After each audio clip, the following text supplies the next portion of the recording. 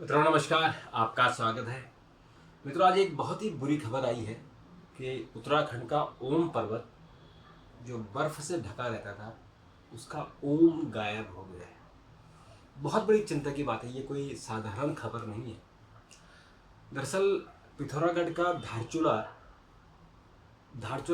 तहसील है, उसके साथ एक पर्वत लगा हुआ है जो 5,900 मीटर की ऊंचाई पर है, ओम पर्वत। और ये इस ओम पर्वत की ये विश्व प्रसिद्ध है क्योंकि इसका आकार ही ऐसा है कि पर्वत है, उसके ऊपर ओम बना हुआ है और उस ओम पर बर्फ रहती थी तो वो साफ दूर से दिखता था। तो ये उत्तराखंड का एक पहचान थी कि अगर कहीं हम किसी को गिफ्ट देते थे या कोई सरकार की तरफ से भी गिफ्ट मिलता था तो ओम पर्वत की फोटो मिलती थी कि देखिए हमारे पास ओम पर्वत है।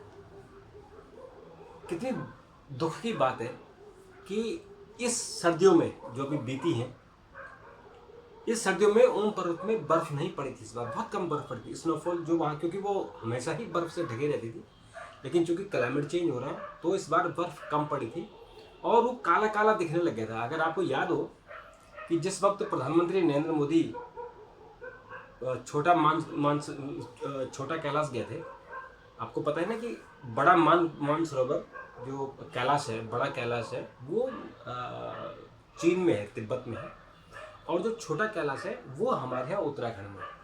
और वहाँ प्रधानमंत्री गए थे और वो वाकई ऐसी दिव्य जगह है जहाँ प्रधानमंत्री ने तपस्या की थी, वो वहाँ से सामने दिखता है ओम छोटा कैलाश।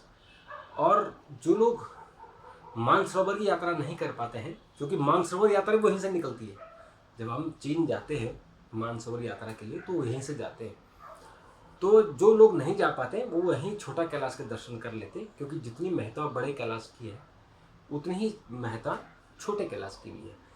तो पिछली बार जब प्रधानमंत्री गए थे तभी वहाँ से फोटो आई थी कि वो पर्वत काला पड़ने लगा है, यानी जो सफ़ेद बर्फ से ढका रहता था अब वो काला दिख रहा है, क्योंकि बर्फ पिघल रही थी बहुत तेजी से और नई बर्फ नहीं पड़ रही थी। अब चूँकि गर्मियाँ बीतने गई तो जो थोड़ा बहुत बर्फ थी वो पूरी तरह पिघल गई। अब बरसात है, भयानक बरसात है, तो पूरा जो बचा खुचा था वो भी बह गया है। तो आज जो खबर आई है वो बहुत ही चिंताजनक आई है कि ओम पर्वत के ऊपर से ओम जो दिखता था बर्फ का वो गायब हो गया। अब वो एक ऐसा ही रूखा पहाड़ हो गया है जैसे कि हमारे लेह लद्दाख के पहाड़ है। लेह लद्दाख में पहाड़ आप देखते हैं ना, रूखे होते हैं, रेगिस्तानी होते हैं, उनमें एक पत्ता नहीं होता है, एकदम रेगिस्तानी वो रेत के पर्वत है। तो ऐसे ही ये हमारा ओम पर्वत भी हो गया है। और इस ओम पर्वत के लिए आपको इस बात को समझना होगा कि जो हमारा ओम पर्वत है ये बेसिकली जो 9,500 मीटर की ऊंचाई पर है। और इसके बारे में जितने भी जो हमारे साइंटिस्ट हैं वो बार बार स्टडी करते रहते हैं। उस बार में उन्होंने कहा था कि जिस तरह से उत्तराखंड में लोगों की आवाजाही बढ़ रही है, जिस तरह से वहाँ लगातार प्रेशर बढ़ रहा है टूरिज़्म का, और लोग घर बना रहे हैं, जिसकी इच्छा हो रही, जहाँ जो पहाड़ काट रहे हैं वहाँ घर बना रहे हैं, सड़कें बन रही, चौड़ी चौड़ी सड़कें हो रही हैं उनके कारण। और ये स्थिति इतनी खतरनाक होने वाली है कि आने वाले दिनों में मानव जगत के लिए खतरा हो जाएगा। जो हमारा गंगोत्री ग्लेशियर है उसके बारे में भी बड़ी खराब स्टडी आई है कि वो पिछले 30-40 सालों की अगर स्टडी की जाए तो वो करीबन 1700 मीटर पीछे चला गया है। गंगोत्री ग्लेशियर जहाँ से गौमुख है, जहाँ गंगा जी प्रभावित होती है, जहाँ गंगा जी का उद्गम है, वहाँ वो जो है 1700 मीटर पीछे चला गया। अब सोचिए आपकी गंगा जी अगर गौमुख में बर्फ नहीं होगा, गंगोत्री ग्लेशियर नहीं होगी, तो गंगा जी में पानी कहाँ से होगा। अब सोचिए कि जो हमारी जो उत्तर भारत है, खासकर जो गंगा की बेल्ट है, उसकी 40% जो पॉपुलेशन है वो गंगा जी के कारण उनका पालन पोषण होता है, चाहे वो पीने का पानी हो, चाहे सिंचाई का पानी हो, चाहे खेती बाड़ी के लिए या बिजली उत्पादन के लिए, तो वो सब क्या होगा। तो जो हमारे उत्तराखंड में उन जो करीबन 900 ग्लेशियर है, उनमें से 50% ग्लेशियर ऐसे जो पिघलने की स्थिति में है। और उसके कारण क्या हो रहा है कि जो पहाड़, ये जो ग्लेशियर है 900 ग्लेशियर, उनके तालाब बन गए हैं, भयानक तालाब बन गए हैं। यानी जब बर्फ जमी रहती है तो तालाब नहीं बनते, फिर धीरे धीरे पानी रिसता है और वो रिसते रिसते रिसते फिर नदियों नदियों के रूप में हमको मिलता है। यमुनोत्री हो, गंगोत्री हो, चाहे जितनी भी हमारी नदियाँ हैं, उन नदियों में ये ग्लेशियर का पानी है।